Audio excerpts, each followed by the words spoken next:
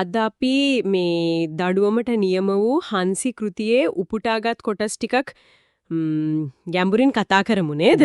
මේවා කියවද්දී අතටම හිත දෙනවා කෙනෙක්ව විශේෂයෙන්ම තරුණියක්ව මේ තරම් දුරට ශාරීරිකව මානසිකව බිඳ දාන්න පුළුවන්ද කියන එක. මේ කොටස් වලින් මොකක්ද ඒ ගැන කියවෙන්නේ? ඇත්තම. ඒක තමයි මෙතන ප්‍රධානම කාරණය. මේකෙන කොටස් වලින් පේන්නේ හංසි කියන තරුණිය එයා මුහුණ දෙන අතිශය කුරුරු දඬුවම්. ඒ වගේන අර ක්‍රමානුකූලව එයාද අමානුෂික තත්ත්වයකට පත් කරන විදිය ඒකේ මානසික බලපෑම ඒකම පවුලක් ඇතුලේ බලය ක්‍රියාත්මක වෙන හැටි ඒ සම්බන්ධතාවවල තියෙන සංකීර්ණ බව ඒවත් මතුවෙනවා. අපි මුලින්ම බලමු අර දඬුවම් ගැන. ඒවා සාමාන්‍ය දේවල් නෙවෙයිනේ. ඔව් ඔව්. ඔළුවෙන් හිටගන්න වෙනවා කියනවා යටිපතුල් වලට වේවැල් පාරවල් 20ක් විතර වදිනවා. 20ක් ගානේ. ඊට පස්සේ මුළු රෑම දම්වලකින් බැඳලා දන ගහගෙන ඉන්න ඕනෙලු. ඔව් ඒක තියෙනවා දම්වලට තියලා අත් ලොක් කරා කියලා. දන ගහගෙනම එළි වෙනකල් ඉන්න වෙනවා කියන්නේ. හරියටම. මේක මාස ගාණක් තිස්සේ වෙන දෙයක්. ඔව්. ඉතින් මේක ශාරීරික වදයටත් එහා ගිය දෙයක් නේද මානසිකවත්? හරියටම ඒක තමයි ශාරීරික වේදනාව විතරක් නෙවෙයි මෙතන තියෙන්නේ. මේක දඬුවමක් විතරක්ම නෙවෙයි කෙනෙක්ගේ පෞරුෂය ආත්ම ශක්තිය ඔක්කොම මුලින් උදුරලා දාන්න හදන ක්‍රමානුකූල වැඩපිළිවෙලක් වගේ. ඒ විස්තර කරලා තියෙන විදිහටම අර කුරිරු බව සීතල ස්වභාවය පේනවා. හරි. ඊට පස්සේ විභාගයෙන් පස්සේ හංසි ගෙදර එනවා. ඒත් ඒක නිදහසක් නෙවෙයි නේද? කොහෙත්ම නෑ. පාලිකාවක් එක්ක ආරක්ෂාව යටතේ එන්නේ. ගෙදර ඇවිල්ලත් නිදාගන්න වෙන්නේ බලු කූඩුවේ කියලායි කියන්නේ. ඔව්. දෙමව්පියන්වත් එයාව වෙඩි ගණන් ගන්නෙත් නෑලු. ඒක තමයි පුදුමම දේ. පවුලක් ඇතුළෙම මෙහෙම දෙයක්. හිතා ගන්නත් අමාරුයි නේද? ඔව්. මෙතනදී තමයි අර පබාරා කියන චරිතය එන්නේ. ඔව්. පබාරා ඉස්සරෙම වෙලාගෙන වගේ. දෙමව්පියන්ගේ අර නොසලකා හැරීම. ඒක නිකම්ම උදාසීනකමක්ද? නැත්තම් අර කියමනක් තියෙනවනේ ආණ්ඩුවෙන් හරි කමක් නෑ මට්ටු වෙනවනම් කියලා.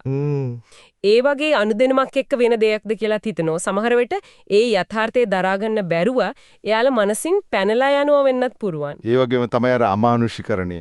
ඒක තවත් වැඩි වෙනවා. කෑම දෙන විදිය පවා. ඔව්. බෙලෙක් පිගාන කරන් දාලා කූඩුව ළඟින් තියන්න කියලා යම්ම කියන්නේ. හරියට සතෙක්ට වගේ. ඒක තමයි. තමන්ගේ නෑනා පබාරාට මැඩම් කියන්න ඕන. කූඩුවෙන් එළියට එන්නත් එයාගේ අවසර ගන්න ඕන. ඔබ වහන්සේගේ වන්දනා කරන්න කියලා. හරිම පුදුමයි. මේ தත්වෙට හංසි කොහොම හැඩ ගැහෙනවද කියලා. එතන තමයි කතාවේ තියෙන කම්පනකාරීම පැත්තක් තියෙන්නේ. හංසි විසින්ම ඒක පිළිගන්නවා වගේනේ සාමාන්‍ය පුරවැසියෝ හැමෝටම වඩා මම ඉන්නේ පහලින් කියලා හිතනවා. අනෙක් පැත්තෙන් පබාරා පබාරා එයා මේකෙන් යම් සතුටක් ලබනවා වගේ පේනවා. පබාරටත් මේ වඩේ සතුටක් තියෙනවා වගේ තේරුණා කියලාත් කියනවනේ. එයා තමයි දැන් නීති ක්‍රියාත්මක කරන්නේ. ඔව් වගකීම අරගෙන කැඳ විතරයි ඇඳන් වල නිදියන්න බෑ දිනපතා දඬුවම් ඒ ඔක්කොම එයා බලා ගන්නවා. මේක නිකම්ම බලය පාවිච්චි කිරීමක්ද නැත්නම් වෙන දෙයක්ද? හිතන්න ඕනේ කාරණයක් සමහර වෙලාවට අටපත් වෙලා තිබ්බ වෙන මොන හරි හැංගීම්ද දන්නෙත් නෑ. මේ උපුටාගත් කොටසේ අන්තිම දර්ශනය.